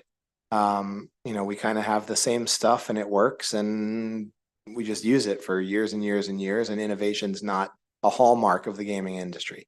And so online gaming sort of it's a new product that's attractive to younger people. to your question, I certainly mean younger people of age. To your question about ID verification, I think the comment in the report was intended to convey that if I have an online casino on my phone and my son knows my 4-digit password, which isn't that hard to guess, he could open up the online casino. That's an absolute concern. And I think all of us would agree that you have to sort of balance that against having to do an ID face verification, every single time that you log into an application on your phone. So I think there's a tension there that I absolutely, agree needs to be addressed. As far as fake IDs, my understanding, and I'm not an expert in ID verification, but my understanding is that the services that are used to verify IDs account setup are consistent with, other ID verifications that we're comfortable with throughout all industries, banking and so on and so forth. And so I would be less concerned personally about fake IDs at setup and more concerned about, mom or dad allows the teenager or the, underage person to use an account, either setting it up, and I've certainly heard of that in sports betting, that, oh, okay, you're 18 here, I'll set you up an account. Now you can do that. Or, an underage person using someone else's device. Okay. All right. Thank you. Any more questions from the committee members? Okay, I have a couple just quick rapid fire questions, and Senator Watson has some questions. Does illegal online gaming exist now? Yes. So could someone who resides in the state of Maryland go online and participate in online gaming illegally? Yes. Okay. Is it in your experience, when it comes to online gaming, are there promotions that could be offered that would drive people into a casino, a brick and mortar facility? Yes, absolutely. New Jersey offered online gaming in 2013. They passed it. Since that time, have they built more brick and mortar casinos? Since 2013? Physically built? Or opened up? They have, I guess, I don't recall when Revel opened first, but yeah. I'm just asking because I'm going to Atlantic City in 2 weeks to see, this is not my idea, so don't laugh, committee, Tommy Davidson. I don't go to casinos, but I'm going for the weekend because my partner wants to see Tommy Davidson. So a bunch of us are going to go and make a weekend of it. So without the kids. It is. And we're staying at a casino I'd never heard of. So it's a reasonably new casino. There are some that have changed names, for example, so that the old Taj Mahal is now the Hard Rock. Revel came about around that time and is now Ocean Casino. Okay. And those are great. That's where we're going. Okay. You'll enjoy your stay. Okay. Thank you. But to your question, right? Another part of the reason, and perhaps I should have brought this up earlier, and in the interest of time, or I just forgot. But I mean, casinos, if they're the operators of the online casino, one of the most valuable pieces of that to them is the integration of the loyalty program. And there is an awful lot of back and forth, right? You're using the online platform to advertise your brick and mortar offerings. Come see Tommy Davidson, right? But you're also using your online presence and your brand to push people into the online channel and I'm a New Jersey native, and I know how long it takes from most of New Jersey to get to Atlantic City. This isn't like Las Vegas where I've got casinos at, 5 minutes in any direction, right? So I think the idea that you can leverage this omni-channel approach for your brand is something appealing to casinos. And I think it helps in both directions. Thank you. Senator Watson has some questions. Thank you, Madam Chair, and it's good to see everybody. And I just want to publicly thank Speaker Jones and Senate President Ferguson for allowing me to join some of you in the back in Denver at the National Council of Legislators from Gaming States to get a better understanding of this. A couple questions. Number one, if the pandemic occurred again tomorrow to the same extent that it had occurred in the past, would there be any revenue generated from Maryland's casinos? For their brick and mortar casinos? Yes. I, Yeah, Off the let me top. help Brian because he Thank wasn't you. here. No, the Okay. casinos were closed during the last Casinos were pandemic. closed and so were sporting venues, correct? I'm sorry? So were sporting venues. Yes. All right, but based on your data today, if a pandemic had occurred and we had iGaming in place, we would still potentially see $300 million plus because those folks who did not have access would want to do it online. Is that a fair statement? I think that's a fair statement, yes. Okay, when it comes to tax rates, I've always tried to look at the different tax rates in terms of overhead. For example, a slot machine requires no overhead. Somebody pulls the lever, there you go. But craps requires 3 dealers. Is that the reason why there's a variation in tax structure for various machines and games? I've certainly heard that as a motivation for having a split tax structure, yes. Okay, but if everything is online and we're talking about pure technology with no food and beverage service, no air conditioning, those things, could a state, say for example, Maryland, operate one flat rate, but maybe at a higher rate because there's such little overhead? I certainly think that a flat rate is a viable tax structure and several other states operate under a flat rate, both for land-based and online. Thank you. One thing you did not discuss, there was a lot of talk about potential cannibalization in this 10%. But when in 2012, when the discussion was going on for the approval of MGM, the thoughts, particularly from MGM, from Caesars, and from Maryland Live, that they were attacking, their market share was Maryland, DC, and Virginia. Is that a fair statement? Yes. Yes. All right. And are you aware that in 2024, 4 additional casinos are going to be opening up in Virginia? And I had to do that because when we talk cannibalization, we were just talking, you know, iGaming and trying to do this net, what is the benefit? But we've not talked about the fact that Maryland has been able to make substantial money over the several years and Virginia has been paying attention. And so this year, Hard Rock Hotel and Casino, Bristol, Virginia is slated to open. Caesars, Virginia, Danville is slated to open. Headwaters Resort Casino, Norfolk, Virginia is slated to open. Rivers Casino, Portsmouth, Virginia opened January 2023. And just today, I received a report that Maryland, the Senate of Virginia is advancing a bill for a casino off the Silver Line, mixed use, resort style in Fairfax, Virginia. Has there been any discussion about what the potential impacts of those brick and mortar casinos would be to the existing revenue that our 6 casinos in Maryland have today? We've followed Virginia quite a bit over the years, but no, that was not part of this study. Do we have any sense of how much Virginia traffic that we get over here that spend money in our Maryland casino? What that potential loss could be? I'll defer that question to the lottery director, but I don't know off the top of my head. Do we have any idea of loss of revenue when a new casino comes online that is on a, say, a Silver Line, a public access route versus someplace like MGM, which does not have a subway coming down?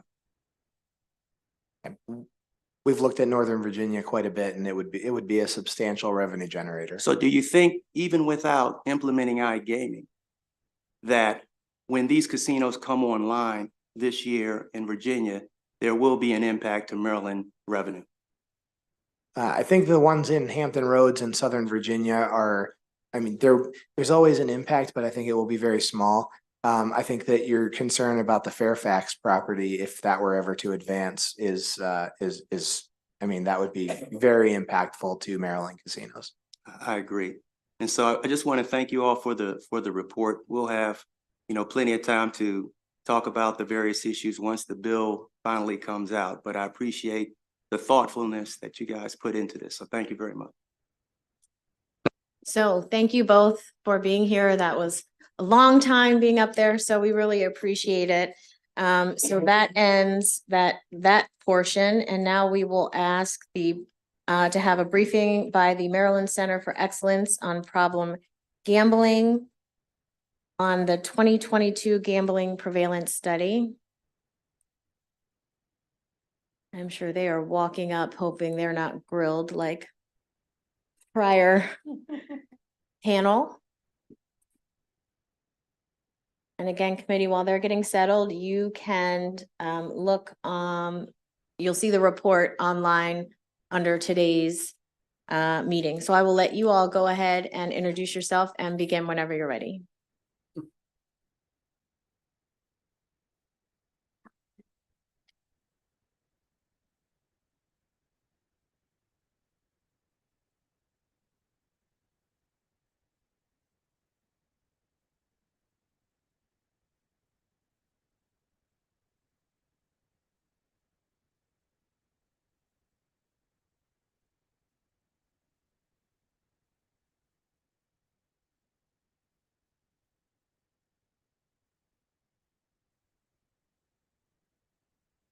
Okay, thank you, Madam Chair. Very pleased to be here to give a briefing on the Center of Excellence on Problem Gambling. Let me introduce our panel. This is the director of our center is Mary Drexler. She has 17 years experience in the gambling field. This is Dr. Chris Welsh. He's an addiction psychiatrist and director of research. Has 30 years experience in addiction treatment. My name is Robert White. I'm the administrative director for the center. And I've also been in the treatment field for many years. I thought I'd give just a brief introductory remarks. See if I can.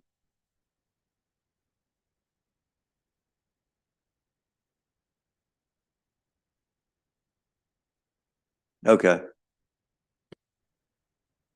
Gambling is any activity that involves risking something of value, including but not limited to money or property, on an event whose outcome is uncertain. And I'm sure everybody's familiar with all these different kinds of gambling.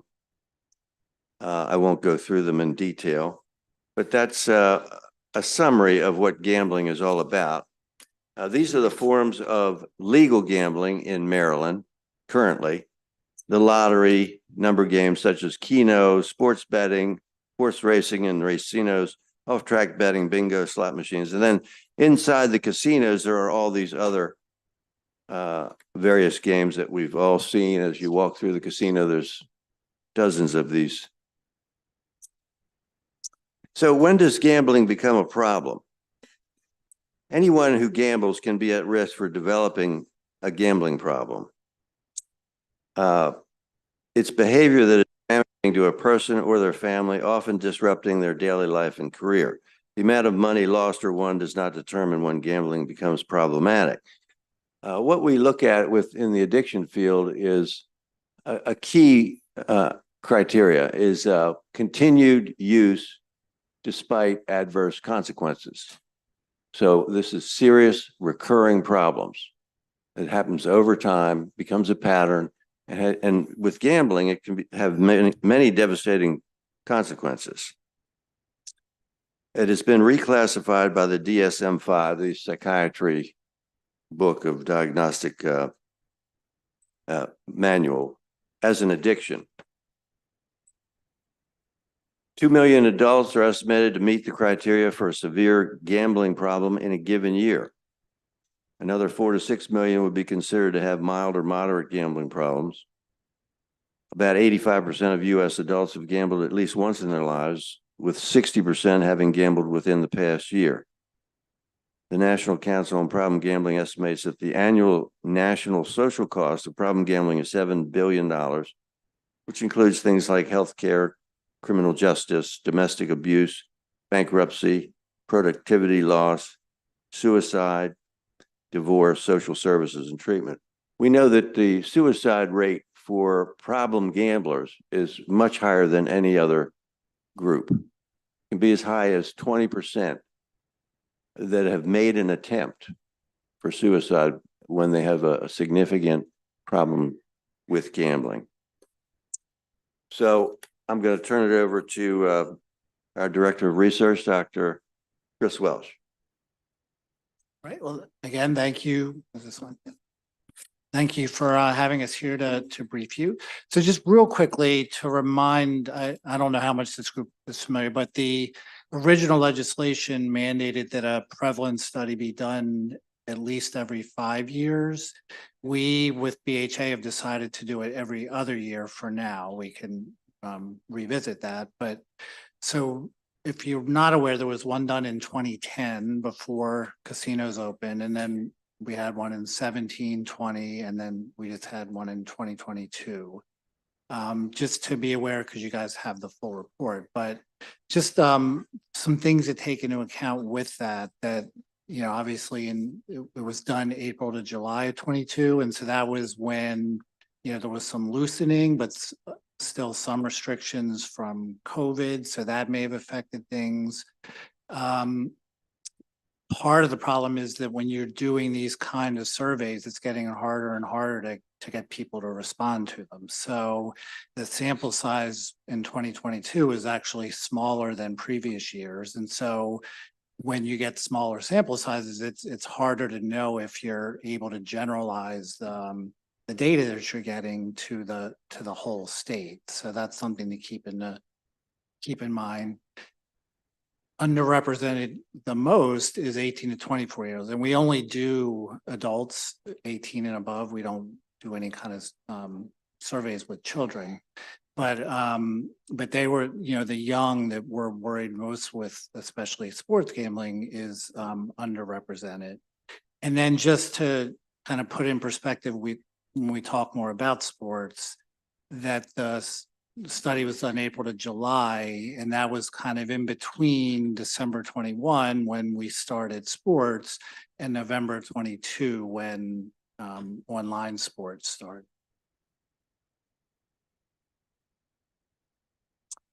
Just to, again, this isn't really just the data, but just nationally and here in Maryland, we also find that when you look at kind of specific groups, these are some of our high-risk groups. So, so again, it's a lot of our outreach, a lot of education, other things are really focused on these groups.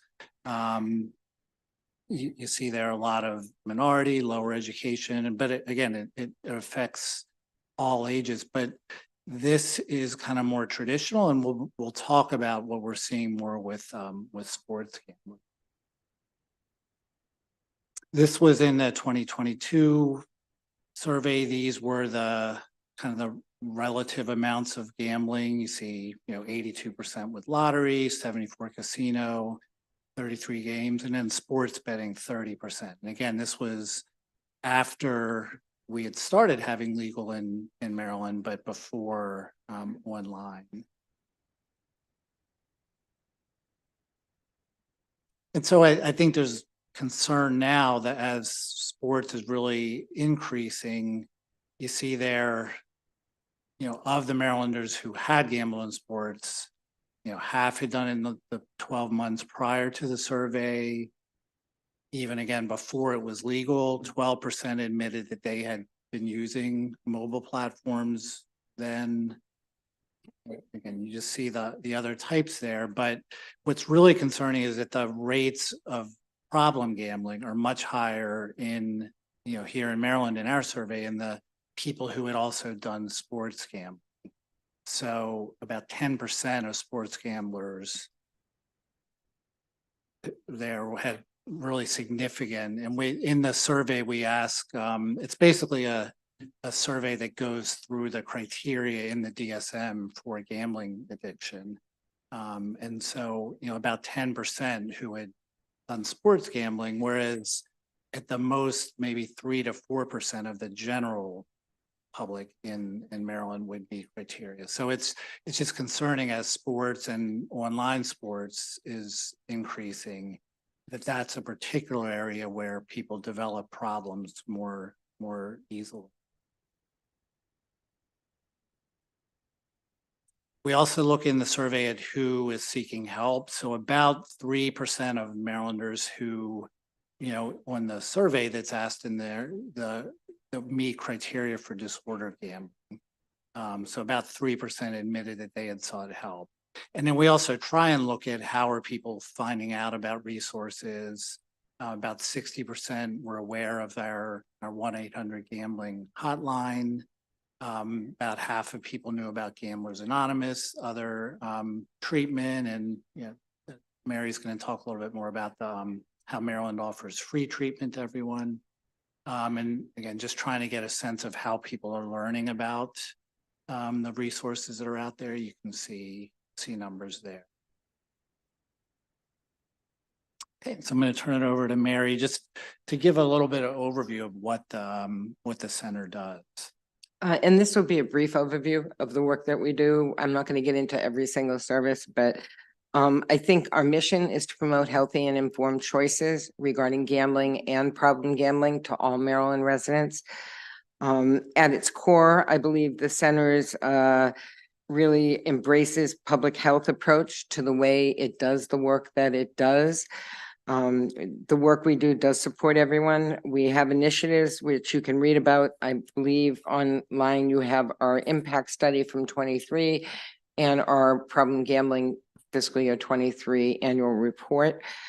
But I'm going to highlight 4 different areas in the next couple of slides that I think encompass that public health mission that we have. And that's prevention, public awareness, peer recovery support, and treatment, which we feel are really significant in being able to better serve Maryland residents. So the first one is prevention, which you're seeing up there. There is history and research that has shown that about 1% of people who gamble will become addicted.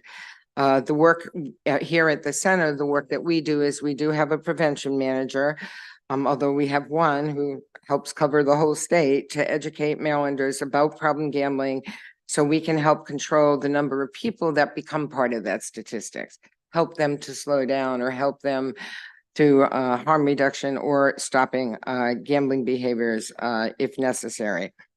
And she works with prevention coordinators with all the health departments across the state to get extra support and get out there and incorporate problem gambling into the work they're doing in educating the community on substance use and mental health.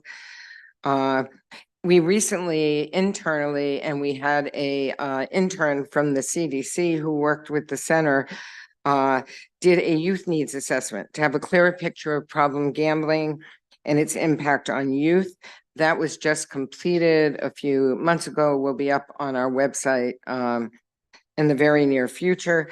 And that included key interviews with people from the gaming industry, interviews with retailers, interviews with youth groups, youth organizations across the state, because we are concerned with especially the onset of expansion of gambling here in Maryland. And we are starting to see with sports gambling that younger demographic that's engaging in online and mobile sports. We actually have seen some increase, not just from individuals calling or chatting or texting the helpline, but from parents of college-age students concerned about their students. So, and then we're trying to track that now so we can get a better picture of what's going on. As was talked about in the prevalence study, young African-American males tend to be at a higher risk in developing a gambling program. So in fiscal year 23 and continuing now in fiscal year 24, we're working with the 4 HBCUs on prevention, providing some grants and working with them because they are seeing on their college campuses more activity on phones with mobile and online betting. So they're doing some surveys and we're doing some education pieces with those universities, even more so in this fiscal year. Slide. Public awareness, I think, is huge, and I talk about this all the time, even when I spoke to the legislature last year. We need to educate Maryland citizens about the risks of gambling addiction. I'm not saying everybody is going to develop a gambling problem because they engage in gambling activity, but people need to be aware of what to look for if they're heading towards a problem with their gambling behavior, because it doesn't just impact the person with the gambling problem or addiction, it impacts the entire family or significant others with the gamblers. So those resources, obviously, in public awareness is our 1-800-GAMBLER number. We've had that in Maryland for several years now. It is now the national number, 1-800-GAMBLER. for all the states to be able to utilize. It doesn't impact how calls come into us. The calls still, because we've had 1-800-GAMBLE, are directed to anyone calling with an area code from Maryland. So we have that going. And when we do our public awareness, we do have that helpline number prominent. I wish I could say we could do more. Some of the public media campaigns we do recently and are actually going to come up again starting in February because we have the big game coming with the Super Bowl. We will be rerunning that sports video that we did 30 seconds and worked with MSAA on last year. And then we have a new creative that will be brought to the attention of Maryland residents coming in March for National Problem Gambling Awareness Month. So we try and do television, radio, billboards, flyers, whatever we can do. The issue is when we look at, and for the next 2 months, we will be doing paid advertising. That's a lot of money to do paid advertising on TV and radio. And so we were able to get 2 months with the paid advertising. Public awareness is where I think we should put some more of our dollars into as we're expanding legalized gambling here in the state. But we also did in the past 3-4 months, worked with Screen Vision, had PSAs prior to movies across the state, and mainly sports betting was the primary focus there. And we actually are working with Pressbox, which is a site you go to do sports betting, where they now have links on their sports betting pages directly to our helpmygamblingproblem.org website. I do monthly interviews, morning interview and then an evening interview regarding responsible gambling and some of the perils or the risk factors to look for with development of a gambling problem. Peer recovery support is already up there. Peer recovery support, I can't tell you more that the peers, the 5 peers we have on staff are like crucial to the success of the center. Right now, these 5 certified peers are handling close to 700 individuals in the state seeking help. That's a lot of work for 5 individuals. They are available 24/7. They carry cell phones. They get direct warm transfers from our helpline. And what we're finding is many people who call the helpline aren't quite ready to go directly to the counselor who may be certified or have knowledge of problem gambling, but they want to talk to someone with lived experience first. And our 5 peers have been able to help people get to the kind of treatment they're looking for. And that does not mean necessarily going to a counselor. Many people want to utilize the support groups that are out there like GA or Gam-Anon or Smart Recovery. So we kind of meet people where they're at so that we can get them to want to get to the treatment that is needed for their recovery process. And with the expansion, I'm going to say it with legalized gambling, the more resources such as an increase in peer support, the more successful the center is going to be able to meet the needs of Maryland residents. So I think to date, we've actually worked with about 14, our peers have worked with about 14 individuals who have called the helpline and sought extra support. We are also getting behavioral health providers now calling the center, asking if the peers could support some of their clients that they're seeing who have gambling addiction while they're in counseling. So I think that speaks well to the need for that to occur.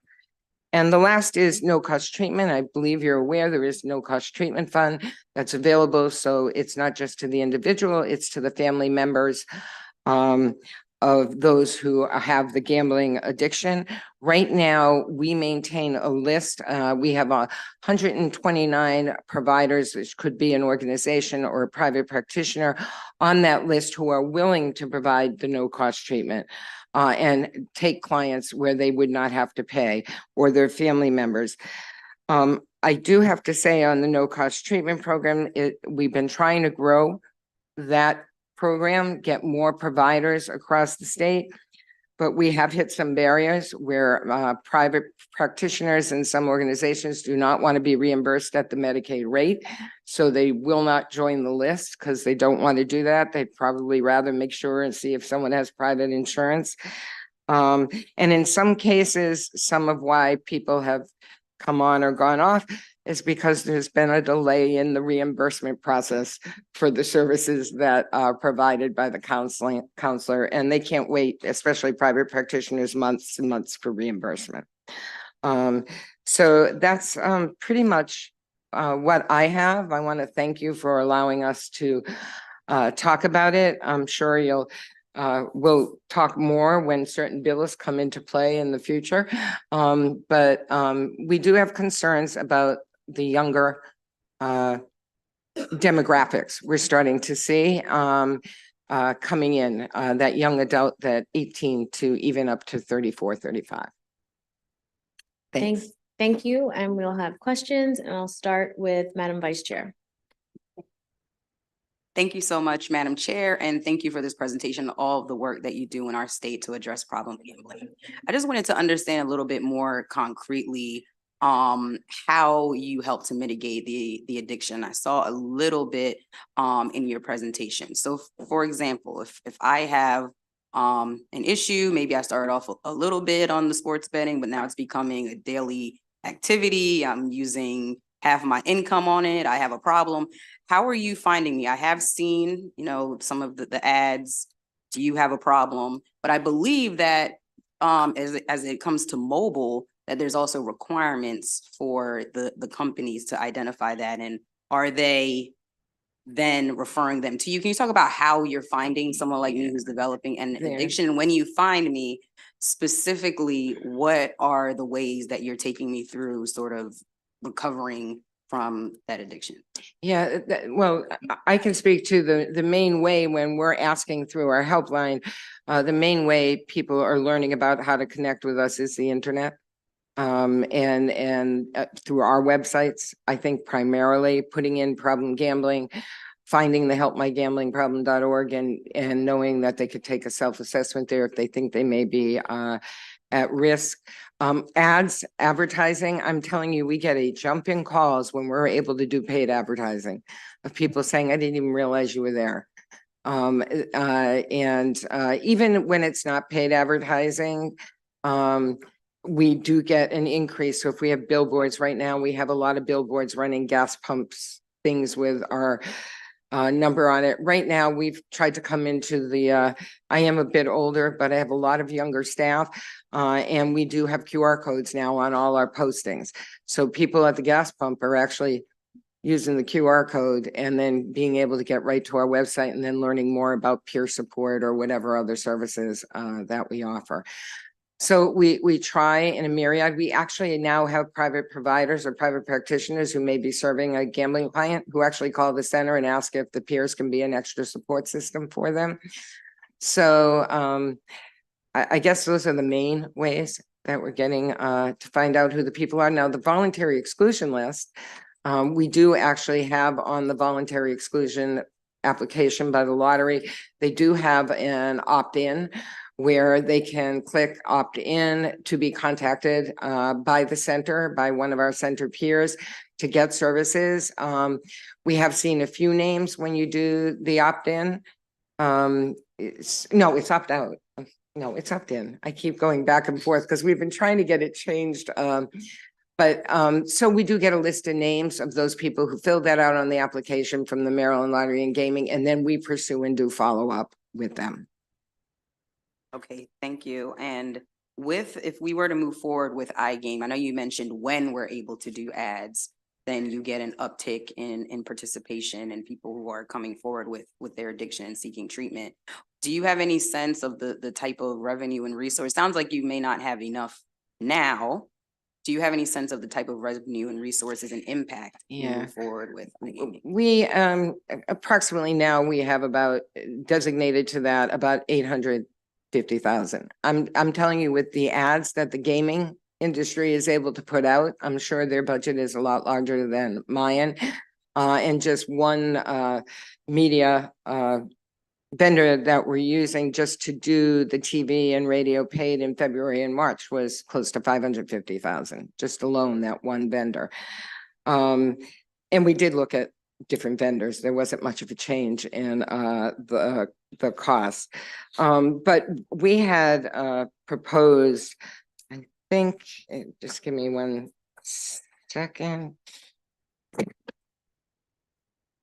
we had, how additional funding would be used. We were asking for an additional 3 million in just public awareness, just to get to where we can, and I don't want to use the word compete, but that people realize where the resources and the help is as much as they realize where they can go to place a bet. And we don't have that kind of funding at this point.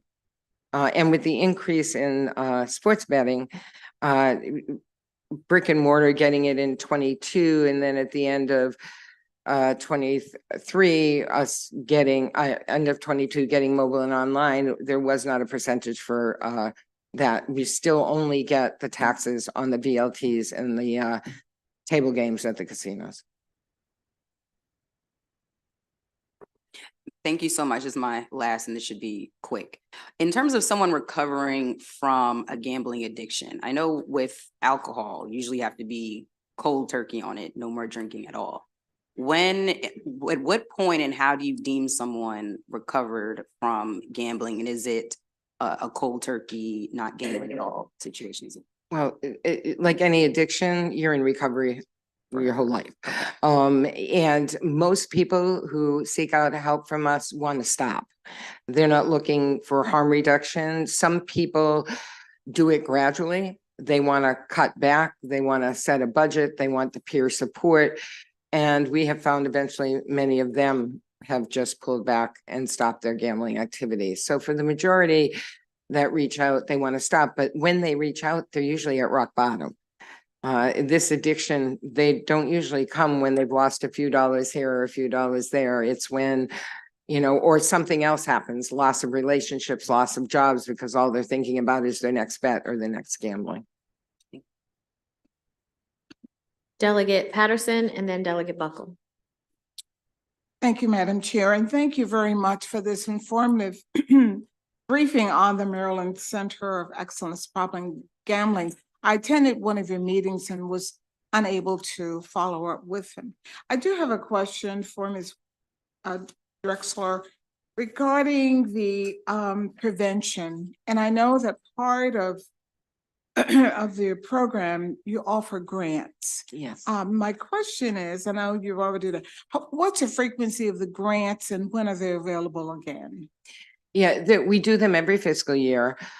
This year, and we put on an online survey on SurveyMonkey. It goes out to all the prevention coordinators or prevention through the departments of health, that it is online. We do send out to our contact list from the center that they are available.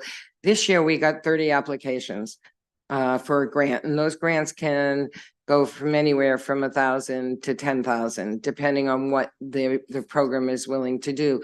But we get a good, the whole point of these prevention grants is we need help to get the word out and do prevention or incorporate it into the work universities are already doing.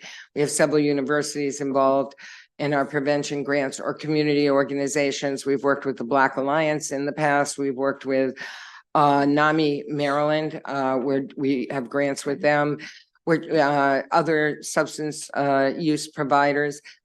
So we really just want them to integrate problem gambling into the work that they're already doing. So they are available every year. We usually do send out an announcement and announce it on our websites as well. Thank you very much. I noted that it's very diverse throughout the state. I didn't see anything specifically for Southern Maryland, so I will be on the lookout for that. Okay. And the other is when you talk about the younger population, I also didn't note anything regarding community colleges, and that's where you certainly have a very diverse population ranging from teenagers through, seniors. So is there any correlation or connection with community colleges? I don't think we have a strong enough connection yet with the community college, but we are going there. We've started with some of the four-year institutions and where we saw some increase in the problem gambling. But they are on our line of target, if you want to say that. We want to increase it at the college age because we're finding even some of the parents who calling from the four-year, they're calling from community colleges. So we need to increase our presence. And lastly, I encourage you to use us, your colleagues, my colleagues. Most of us have newsletters, letters that we send to our constituents, and certainly I will be using you as a resource as well. Oh, we appreciate that totally. Thank you, Madam Chair. I really appreciate what you guys do. Sports gaming is a concern. I'm a big sports gaming proponent in general, but I do worry, I occasionally, you go to Buffalo Wild Wings and, to watch a game, need some wings, and you see groups of people around you, and every 30 seconds they're placing a bet, losing a bet. I also, we talked about iGaming earlier today. I just did a little bit of quick research of the data. Most states have the type of gaming helplines, gaming addiction helplines, 1-800 numbers, whatever, that we also maintain. Are you familiar with how iGaming has affected gambling addiction? Because I saw some stats that said in New Jersey, they've seen increases to their helpline of over 200 and some % since they went to full iGaming. Pennsylvania, about 140% increase of people calling in and saying, I got a problem. I'm losing the mortgage. I'm on my phone. I'm whatever. Do you guys have a concern or any data points that you could help with that? I think we're starting to mark those data points for us with sports betting that's now mobile and online. But yes, I have seen some of those stats from the other states. I also sit on the National Council on Problem Gambling's board. So I often hear about those big jumps. They've also seen huge jumps in the increase in people going for voluntary exclusion based on the presentation of iGaming there. Because the addictive nature of it is just, it's one thing to say, I got to drive in the car, get to the casino up, but everybody is, I think most people at some level are addicted to something on their phone, whether it's texting or scrolling or just games that they Delegate Hornberger is addicted to TikTok. It's a serious issue I have to deal with. But yeah, I'm being serious. My son, he doesn't have a cell phone. If you give him a cell phone, he's glued to that cell phone. I raised 3 sons who are now in their 30s, and I know that they play sports bets. They know what their mother does. And my words of wisdom are, you really need to be careful. You need to not spend more than you can lose, and know the odds are not with you to bring in thousands of dollars and to pay your rent or to pay your mortgage. But yes, I think, where we're at, and as we continue, or if we continue legalization, we need to really look at what extra resources we're going to need to meet the demands, because they're seeing it in other states. Okay. Thank you very much. I appreciate that. Delegate Plakovich-Carr.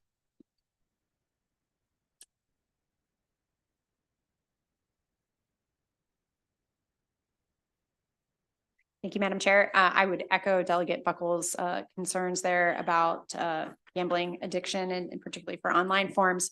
I had one question in regards to online sports betting.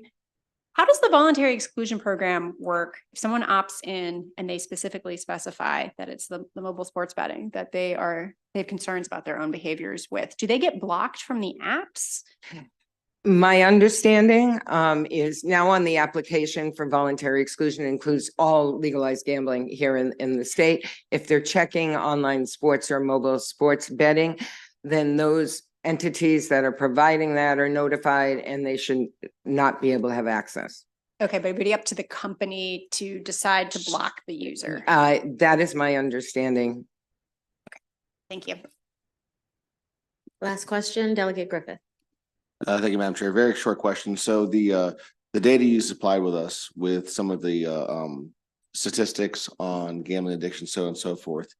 What's the margin of error on that? And I know that's a lot of people volunteering some of their darkest, personal addictions, right? So how much honesty, how much do people hold back? Were people really completely truthful on that? Or are some of those numbers potentially worse than what's reported based upon the nature of the poll? It's really hard to say what the margin of error is, but and just so you know, so the first several were done by phone, but now, hardly anyone will answer their phone if they don't know who's calling them. So the 2020 and now the 2022 were done by mail.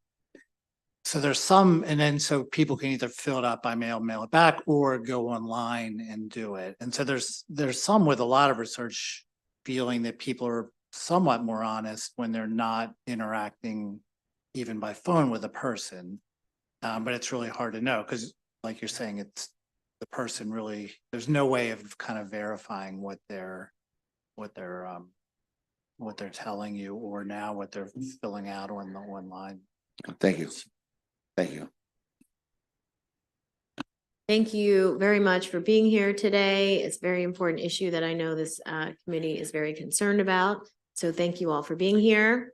That concludes today's briefing for the Ways and Means Committee.